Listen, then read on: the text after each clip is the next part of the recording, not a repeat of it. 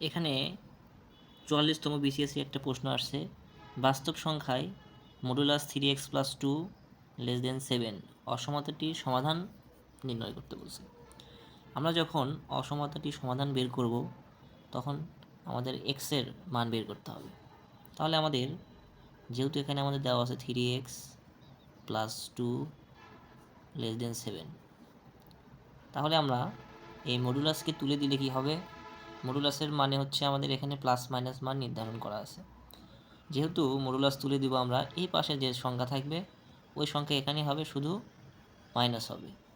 Less than আছে, এখানে less than হবে 3x+2 <7।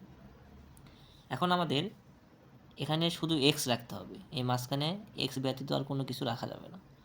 তাহলে আমরা কি করব, প্রথম কাজ, যেহেতু এখানে +2 আছে এই জন্য আমরা -2 করে দেব। প্রথম কাজ, এখানেও -2 করব, লেস দেন 3x+2, এখানেও -2 করব, 7 -2। তাহলে আমরা জানি কি একই চিহ্ন থাকলে আমরা কি করব, যোগ করে দেব। -7 আর 2 কত হবে, 9। এখানে 2 কেটে যাবে, 3x লেস দেন কত হবে, 5।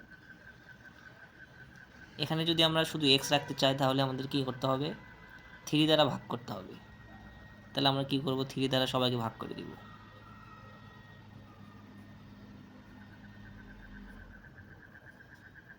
তাহলে এখানে 3 3 9, তাহলে -3 লেস দেন 3 3 কেটে যাবে, এক্স লেস দেন এত। তাহলে আমাদের এটার অ্যান্সার হবে -3 less than x less than 5/3।